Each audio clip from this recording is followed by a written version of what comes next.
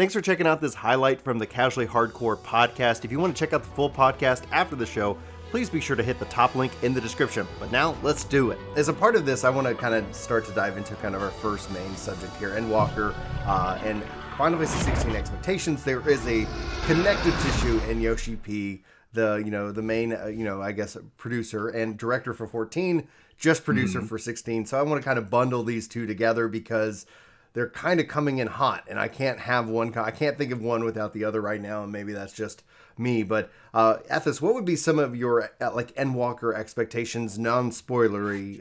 What do you want to see with the latest game? Non-spoilery. Okay. Well, one thing that I was really, really hoping for and expecting, and actually got like 100% confirmed a couple of days ago, is that the lead main scenario writer for Shadowbringers, Natsuko Ishikawa, is once again head of the writing team for Endwalker, and her like bringing it home again, as we've been saying, and it's not a spoiler. The whole like story arc, the narrative arc over the last 10 years since Yoshida took over the project has been kind of hurtling towards its conclusion, and that conclusion is going to be 6.0. And just knowing that Ishikawa is head of the writing team for that. I mean, she wasn't head writer for ARR and Heavensward, but everyone's like favorite parts of ARR and Heavensward, like the Dark Knight questline.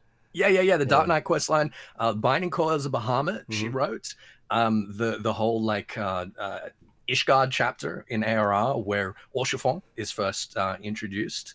All of like the great stuff from those two expansions, that was her. Same with Stormblood, and then of course Shadowbringers. She was lead main scenario writer, I should say. That's like, honestly, that's the most exciting thing for me. My other expectations, I don't know if I can kind of like get into them without spoiling things. Okay, well, we'll get into them further down into the podcast because it's all going to come together. So, Chris, how about you? Any kind of like expectations that you have for Endwalker itself?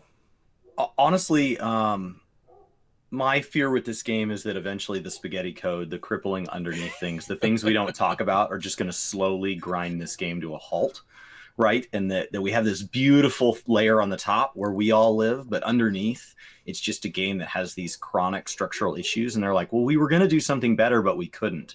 And like the more times that comes up, the more times they have to trim a piece of content we typically got just to keep the patch cycles on time.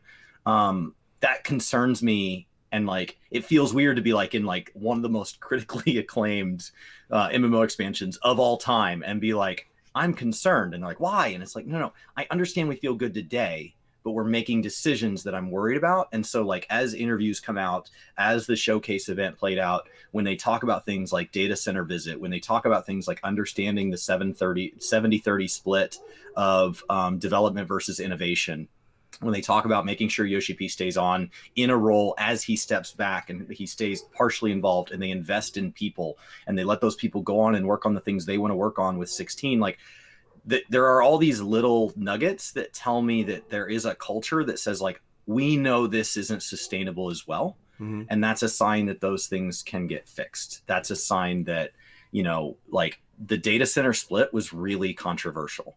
We had a really smooth launch with Shadowbringers. We've had a great experience. World Visit's been wonderful. It rolled out some enormous systems with things like Ishgard and fishing raids that they knew were coming, and slammed 90 million people into zones everywhere. And the game didn't crash. And they hotfixed the way Ishgard, the race worked, where like you couldn't World Visit. They just did that. They're like, oh, this needs to change. And they just did that. There wasn't like a delay or an apology. It was just like, hey, we had a plan A, we had a plan B. Plan B's already ready. Let's just do it. Like, there have just been some technical things that I think we get to ignore because we're all enjoying the story and we're enjoying, crying and whatever, like that's what we're doing. We're just like, yeah, I just cried today. It was amazing. I love this video game. And like we get to do that. But behind the scenes, I think what I'm excited about Endwalkers is it feels like they're still trying to design a game that isn't going away at the end of 6.0. And so on that same kind of note, bye belts. When they said they cut belts, I was sitting here. I was like, "Oh yeah, that's a technical reason. Hands are falling down. We're gonna get more slots." And they were like, "And we're doing more weapons and more rings," which is exactly what I think what was needed. Especially because we haven't seen belts since 1.0, and at the core of it, I'm like, all right, that makes sense. But people are like, why are they doing it? I go, memory. Like at the core of it, that is the easiest way to recover so much memory and be able to kind of reallocate it. And the fact that they're sitting on 5 extra slots tells me job stones and things like that for the future. And that's great. Like that, and then obviously Yoshi P's interview talking about how everybody says like they have a 5 year, like 5 years. It's like, yeah, that's how far he's gotten on his pegboard for content. They could easily take this game another 10 years if they continue to reinvent and go back into the code. One of the things that when we were out of the media tour with Yoshi P, he's like, yeah, we actually had to redo the entire Chocobo system. It's not a patch note. It's not whatever. And you never see the difference, but we had to redo the whole, thing from the ground up. And yeah, that's how it is. Like, it's like, okay. And so they're still going in and working their way through. It's costly. Like as a developer, when you're going into the foundation of your game, like there could easily be rippling effects from expansion to expansion. And you got to do a lot of testing. That's why I like, oh man, like, at some point, I wonder if we'll ever see a kind of a hard cut. But go ahead. Yeah. You know, with the stat squish when they were talking about that in the showcase, Koji actually said, like, translating Yoshida, we're probably going to have to do something like this in another 10 years.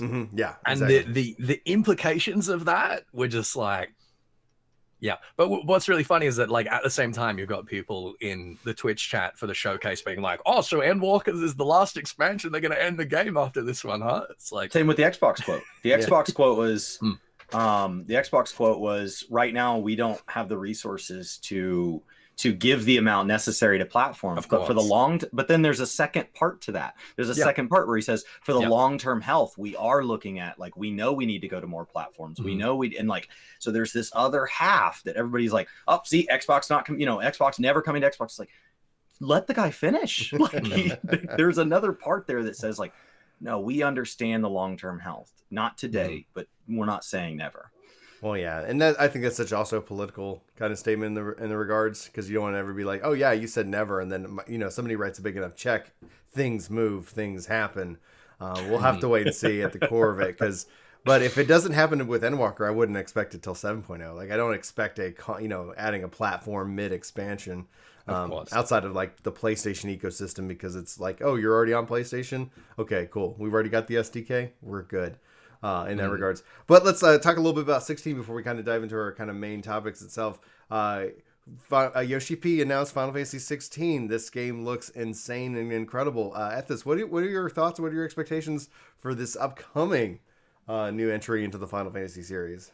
Well, I guess just to keep some consistency with my expectation for Endwalker, Ishikawa is now the lead main scenario writer for 14, but Kazutoya Maehiro, who was the lead main scenario writer for Realm Reborn and Heavensward, stepped down to dev supervisor for Stormblood and Shadowbringers, but was basically like moved laterally to some mystery project after Heavensward. So people are looking at 16 and being like, okay, he is almost definitely like lead main scenario writer for that. So between him and Hiroshi Takai directing, and he was of course the like assistant director. He was like basically Yoshida's number 2 for the task force that saved Final Fantasy XIV and like made a Realm Reborn a reality. And then of course Ryohei Suzuki on battle directing from Devil May Cry and Dragon's Dogma.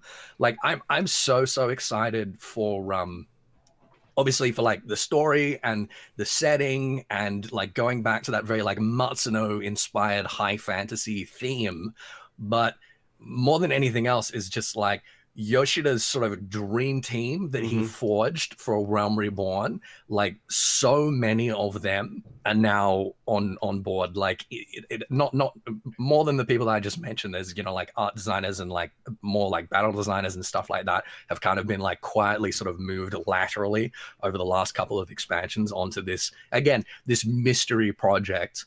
And it's just like Yoshida's king. Like what's more to say about it? I think he definitely has earned his shot here in this regards. Like start like a game from scratch. What do you think about the fact that it's also going to be M-rated, the first M-rated entry into the Final Fantasy series?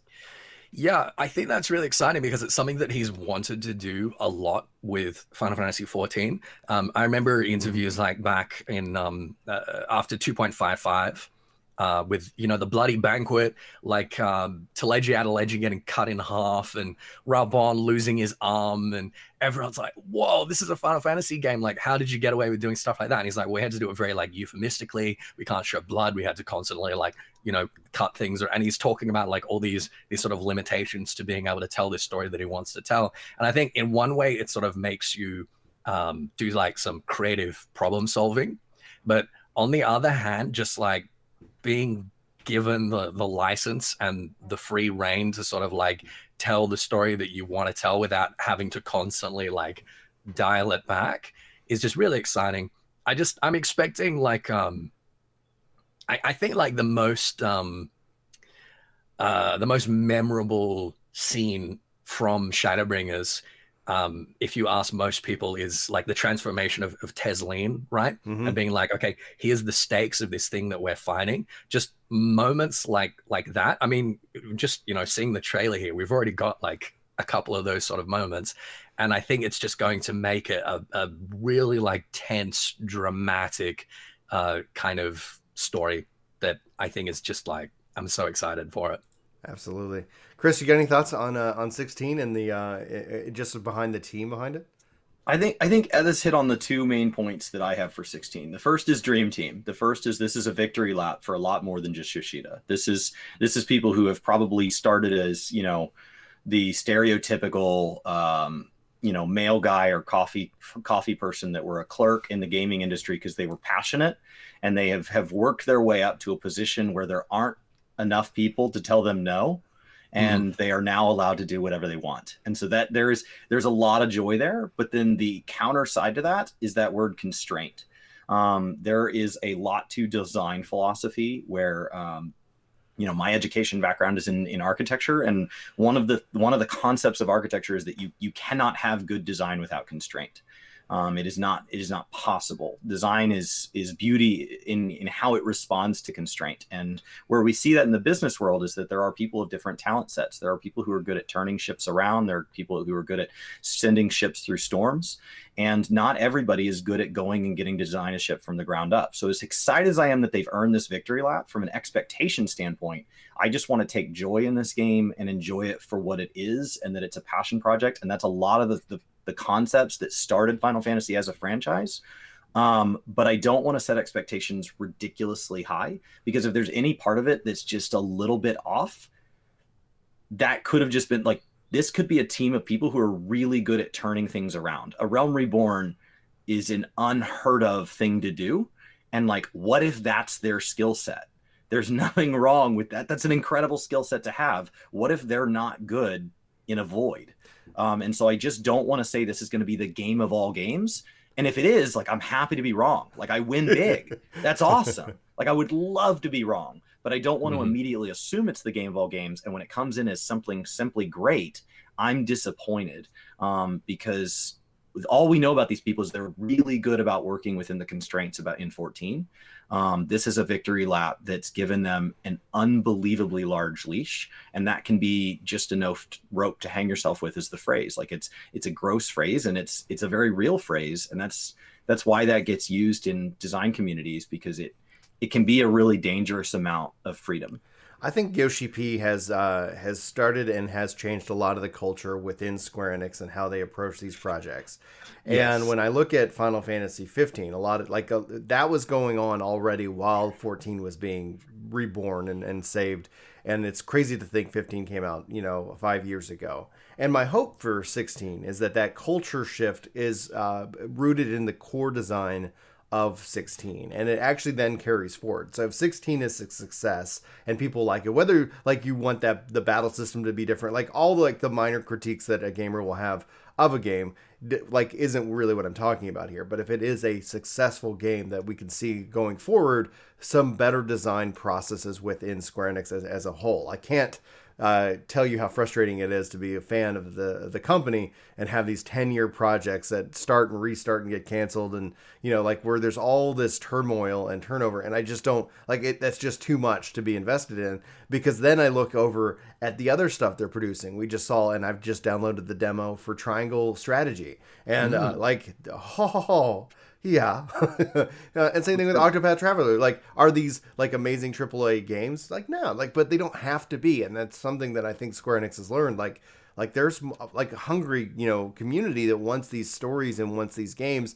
And you don't have to go spend 10 years on a project for fear of like the name and the brand. Like, just go and make your best. And one of the core changes Yoshi P has made when he separated the Metacritic score from the developer's bonuses, saying, hey, who cares what the internet thinks?